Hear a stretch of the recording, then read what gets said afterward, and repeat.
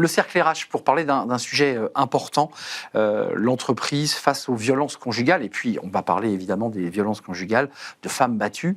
Sujet de vie privée, me direz-vous, certes, mais qui a un impact direct, évidemment, sur la qualité du travail de cette personne qui va venir au travail totalement démunie, parfois totalement démolie psychologiquement. On en parle avec mes invités dans le cadre de cette journée. Elle aura lieu le 25 novembre prochain, journée internationale pour l'élimination de la violence à l'égard des femmes.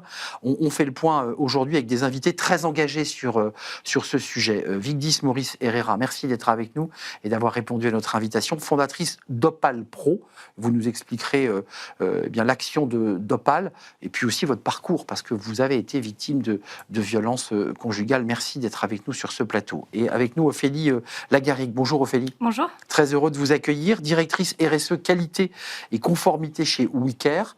Et il y a quelques années, le fondateur de votre entreprise était venu sur Smart Job nous annoncer et nous parler du lancement de ce fonds de solidarité. Il a maintenant 5 ans, ce fonds de solidarité. Il a été créé en 2017, donc un petit peu plus que ça. Plus que ça, et ça veut dire qu'on va y revenir, c'est un fonds qui permet d'abonder, d'accompagner, parce que l'enjeu, c'est évidemment le logement, l'accompagnement de ces femmes qui parfois n'arrivent pas à quitter le domicile pour des raisons pécuniaire. Vigdis Maurice Herrera, je me tourne vers vous parce que, d'abord, commençons à circonscrire le sujet. C'est pas qu'un sujet de vie privée. Souvent, l'entreprise dit, mais c'est pas de notre problème, c'est un sujet de vie privée, ça ne nous regarde pas.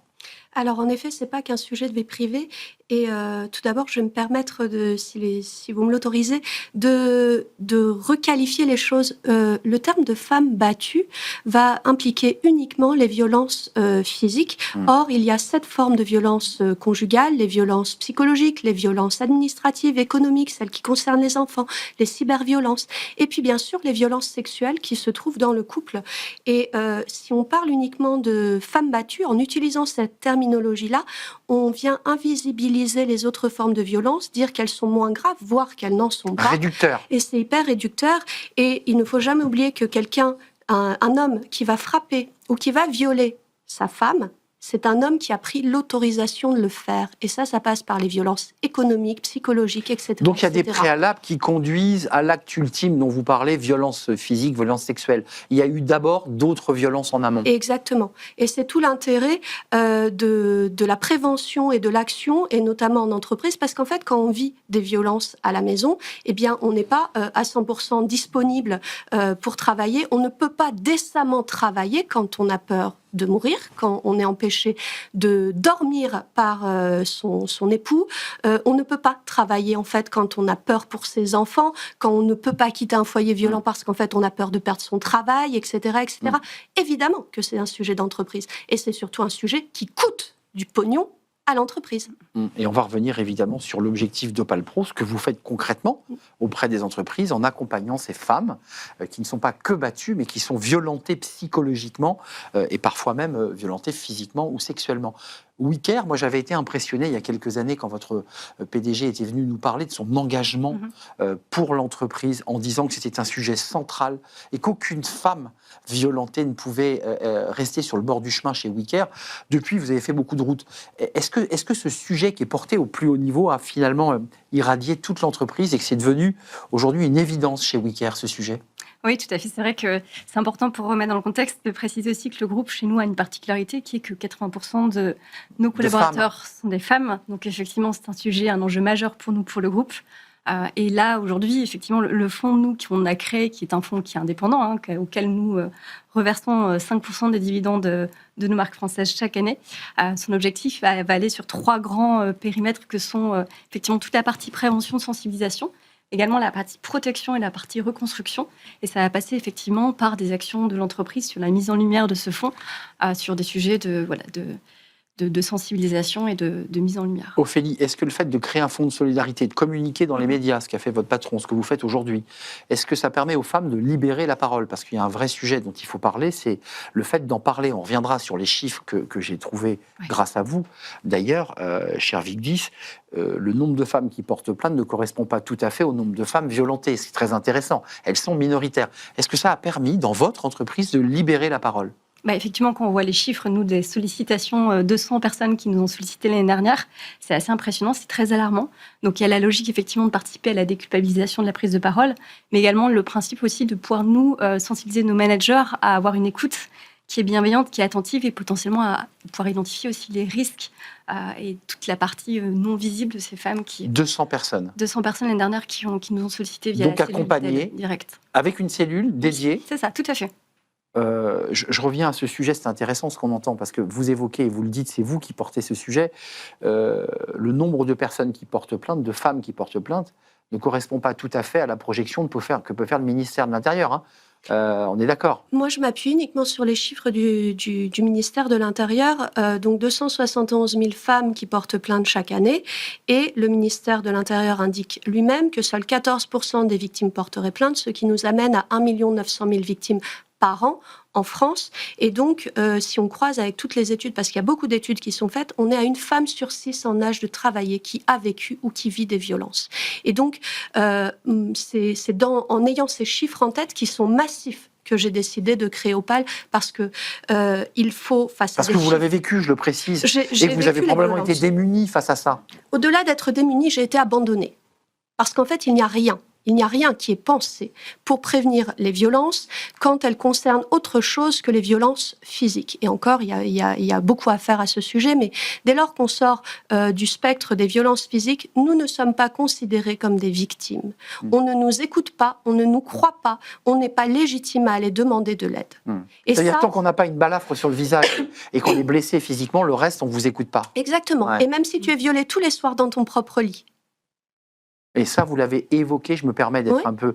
Vous êtes venu déposer ce sujet auprès de votre entreprise. Quelle était la réaction?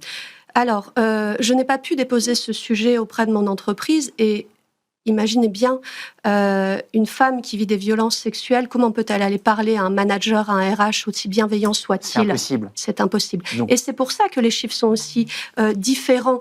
On a 5% des plaintes pour violences conjugales qui concernent des faits de nature sexuelle. Moi, avec mes statistiques sur Opale, quasiment 10 000 femmes qui ont répondu en un an. Quand même, j'ai accompagné 10 000 femmes. On a 55% des répondantes qui affirment être victimes de violences sexuelles au sein du couple. Donc, on se censure. On se censure parce qu'en fait, la société n'est pas prête à nous écouter et elle est prompte à plus facilement nous juger. La balle est côté entreprise, et je parlais de femmes impliquées, vous êtes impliquées, mais c'est aussi une entreprise à travers vous qui est impliquée au plus haut niveau. Je leur dis, ça c'est important. Oui. Une fois que vous avez accueilli dans cette cellule pour entendre, pour que les femmes puissent déposer ce sujet, quel qu'il soit, parce que j'imagine que la palette est très large. Ensuite, il y a le débat de « je dois impérativement quitter mon domicile, je suis en danger ». Et c'est là aussi où WeCare intervient. Oui, tout à fait, puisqu'il va y avoir une prise en charge financière de la partie relogement d'urgence. Mais c'est un sujet central. Sujet central, c'est vraiment la mise à l'abri, la protection de la personne et de sa famille, de ses enfants, puisque souvent il y a aussi les enfants qui sont impliqués. Et puis également, il va y avoir toute la partie soutien juridique à l'aide d'une avocate spécialisée, et également les soutiens d'aide psychologique. On peut prendre en charge des frais de thérapie, par exemple. Toute la partie reconstruction également. Vous, de votre côté, parce que je ne sais pas si vous êtes en relation avec WeCare, mais l'occasion de l'émission est justement de rentrer en relation. C'est aussi ça la vertu d'une émission. Vous les accompagnez individuellement? Elles sont déconnectées de l'enjeu RH? Enfin, je veux dire, vous les prenez en main individuellement? Alors, nous, ce qu'on va faire, c'est on va être sur plusieurs aspects. On va être sur la prévention, premièrement, parce qu'on va venir nommer les choses. On ne dit pas victime de violences conjugales, venez nous contacter.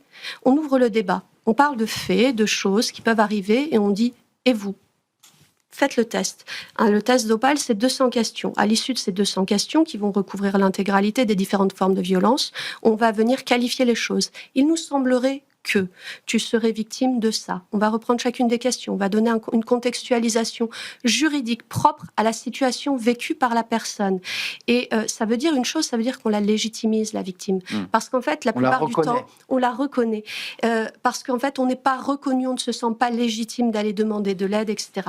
À partir de là, une fois qu'on a posé ce diagnostic-là, nous, on va orienter vers tout toute l'offre existante, parce qu'en fait, il faut que l'offre, elle vienne à la victime, et non pas que la victime aille la chercher, la quémander. Que ce soit les aides de l'État, les aides des associations, les aides des employeurs, les aides des entreprises qui ont un intérêt à communiquer d'un point de vue RSE auprès de leur clientèle. Mais rare le cas WeCare, excusez-moi, c'est pas pour valoriser cette entreprise, mais il faut la mettre en avant. Est-ce que toutes les entreprises ont créé un fonds de solidarité où 5% du résultat, c'est bien ça, oui. du bénéfice, c'est pas rien, est fléché vers les femmes en situation de violence? Il y en a pas beaucoup? Non, moi j'en ai pas rencontré beaucoup.